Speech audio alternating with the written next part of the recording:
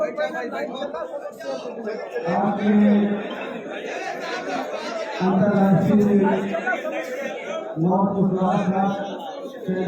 Admission में हमारे अंतर्राष्ट्रीय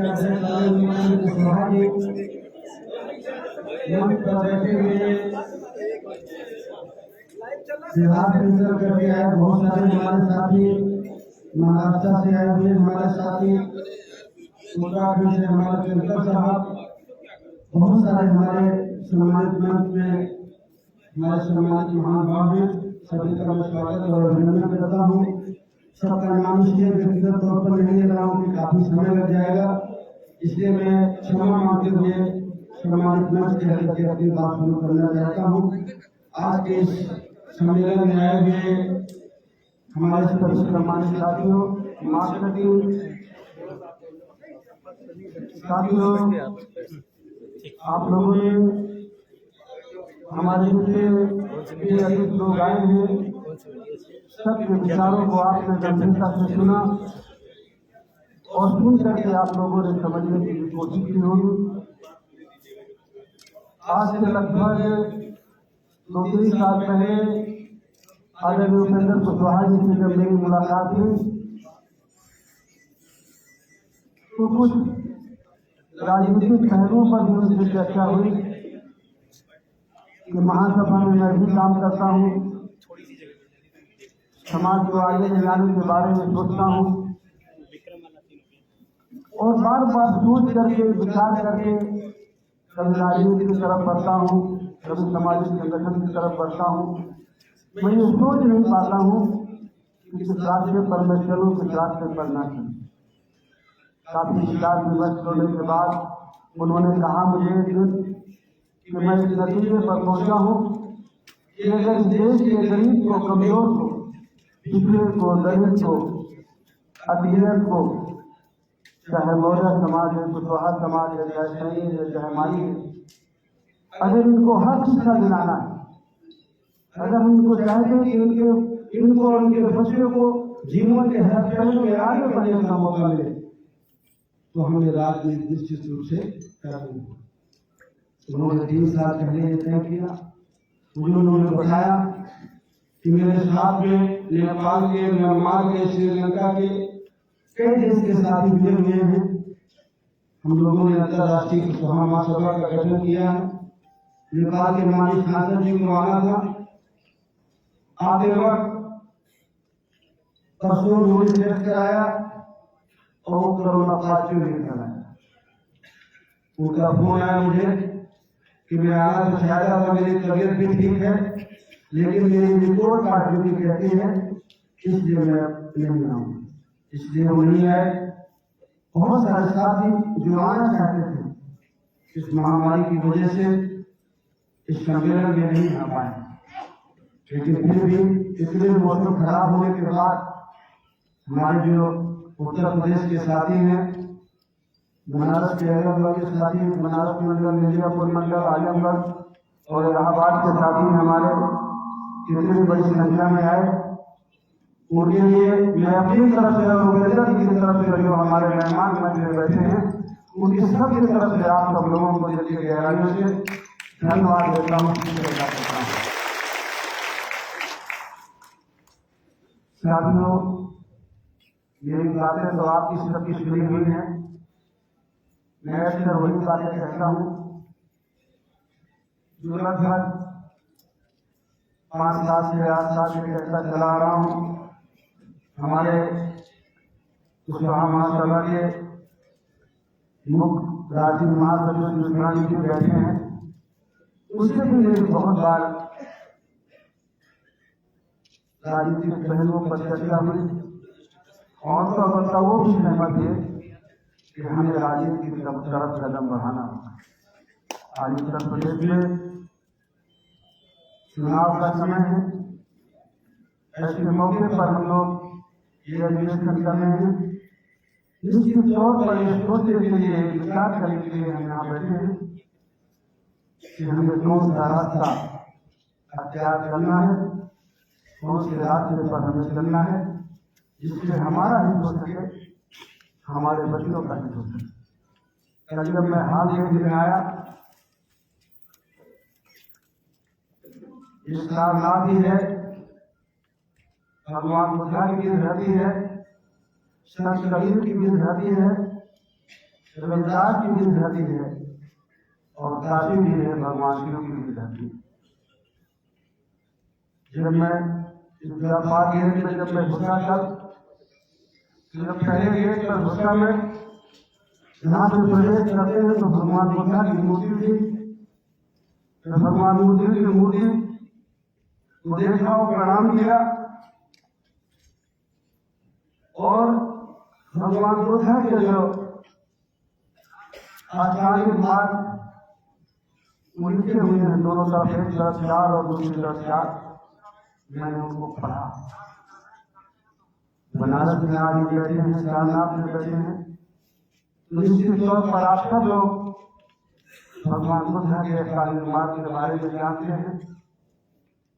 और जब गुस्से होंगे आप तो पुनः आपको याद आया होगा कि भगवान बुद्ध हमारे बीच में क्या करके गए।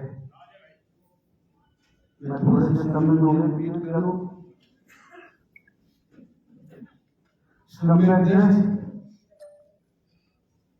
जीवन के सुख और दुख को सही अवलोकन मन वाणी तथा शरीर के सदाचार से पालन करना चाहिए। सम्यक संपर्क चेहरा नहीं करना, करुणा मैत्री समता रखना, सदाचार से रहने का संकल्प लेना। सम्यक वचन, सम्यक वचन में तो आप सब लोग समझ रहे होंगे, सत्य बोलना, मीठा बोलना। सम्यक व्यवहार, हमारा ऐसा व्यवहार हो, ऐसा आचरण हो कि किसी को पीड़ा न पहुंचाए, किसी को दुख न पहुंचाए। सम्यक निर्माण, आजीविका,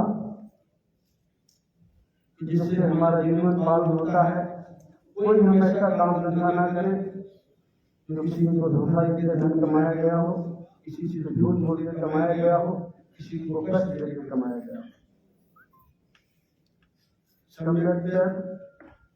शुभ विचारों को मन में रखना, पापमय विचारों को मन में स्थान न देना। सम्यक विचार और सम्यक ध्यान, ये भगवान बुद्ध के आचार्य मार्ग है।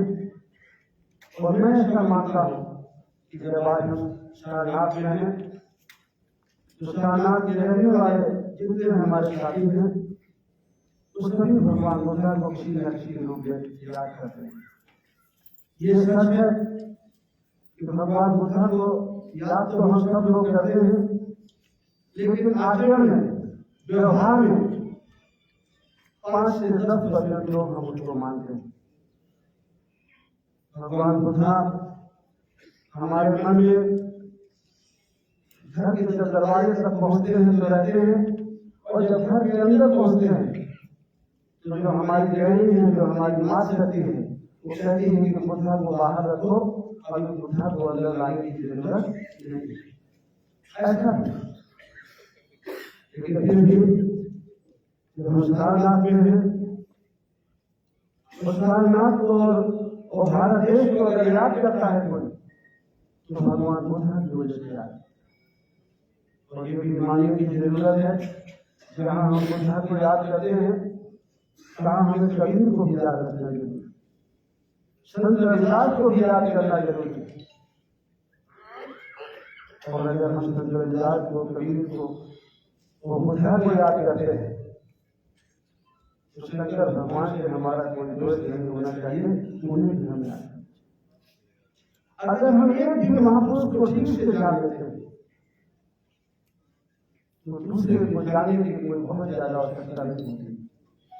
अगर हमने एक को जान लिया तो हम सबको जान लें। सब वहीं पहुंचे हैं जहाँ एक पहुंचे हैं, सबके पहुंचने का रास्ता अलग अलग है।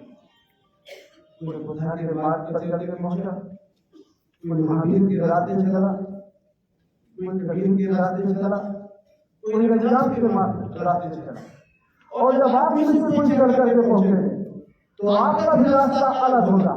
वो रास्ता सिर्फ उनके लिए है, वो आपके लिए नहीं। हर व्यक्ति जो पहुंचता है उसका रास्ता, उसका मार्ग एक अलग होता है।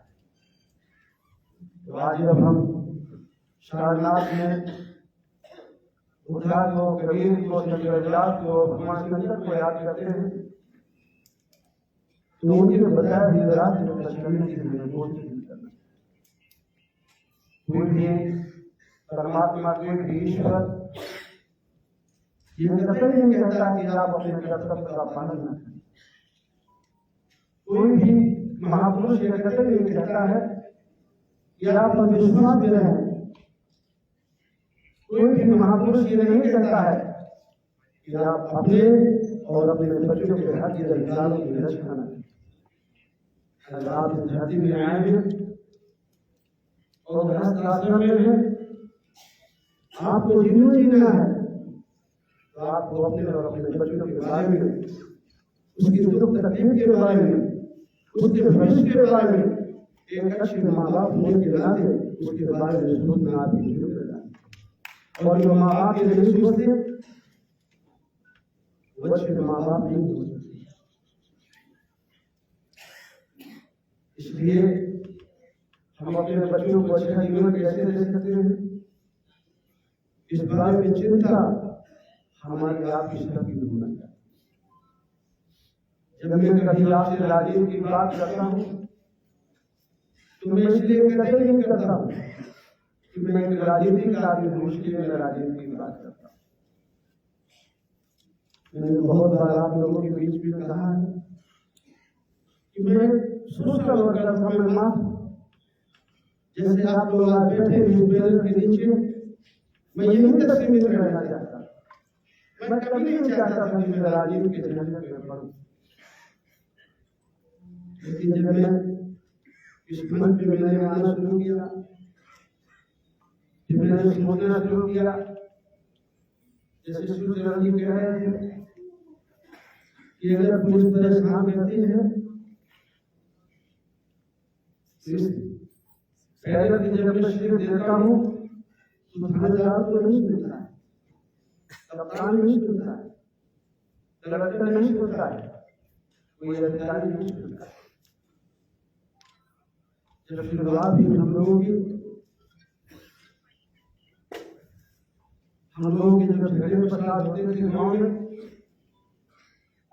तो जिनको हम बुद्धिमान समाज के लोग कहते हैं, जो समाज में ऊंचा दर्जा रखते हैं, जब उनसे कभी झगड़े फसाद होते थे तो हम कहीं भी होते थे तो भी हार जाते थे, तो भी पुलिस को बैठा देते थे। हम पूछते थे क्या वजह है, क्या कारण है, हम कैसा क्यों हुआ? तो हमारे लोग कहते थे, हमारे पिताजी या ताऊ या बाबा लोग कहते थे कि हम लोग पढ़े लिखे नहीं, इसलिए ऐसा हो जाता है। समय आया, हमारे कुछ लोग पढ़े लिखे, कुछ डॉक्टर भी बने, कुछ इंजीनियर भी बने, एक्स्ट्रा ग्रुप का लोग कुछ बिजनेस सर्विसेज में गए। फिर अगर झगड़ा होता, फिर विवाद होता, फिर वो हमें दबाते तो मैं उनसे पूछता अपने ध्यानों से, ये क्या कारण है, अब क्यों थाने में हमारी योजना होती है, अब क्यों करना मुश्किल है हमारे लिए? अब तो पढ़े लिखे लोग हैं, कुछ गायब भी हो गए हैं, कुछ अधिकारी भी हो गए हैं, तो बात निकल करके आई कि नेता नहीं, उनका नेता है, वो फोन कर देता है, उनकी सुनाई हो जाती है, हमारी सुनाई नहीं होती। एक समय आया जैसे महासभा में कि हमारी बिरादरी को जो टिकट दे देगा उसके साथ हम लग गए। बड़ा मुश्किल से टिकट मिला, इंजीनियर भी बने, नेता भी बने, फिर भी विवाद हुए, वो तो होते रहते हैं निरंतर। इसीलिए हमारी जमीन पर कब्जा किया। विधायक जी हमारे समाजवादी पार्टी के थे, यादव जी ने हमारे साथी के खिलाफ में कब्जा कर लिया। थोड़े थोड़े विधायक के पास भी गए, हमें भी गुमान था कि हमारा एमएलए है। विधायक जी ने पानी वाली गाड़ी बताइए क्या बात है, अभी देखते हैं किसने कब्जा किया। हमने कहा यादव जी ने किया। उसने कहा अंदर आ जाओ, अंदर बैठाना था, धीरे से बोलो। देखो यार, मैं समाजवादी पार्टी से विधायक हूँ और यादव जी ने कब्जा कर लिया है, इसी तरह से बना दो।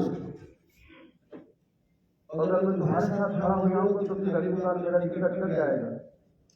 समाजवादी पार्टी वाले नाराज हो जाएंगे तो मुझे टिकट नहीं देंगे। इसलिए बना लो इसी तरह।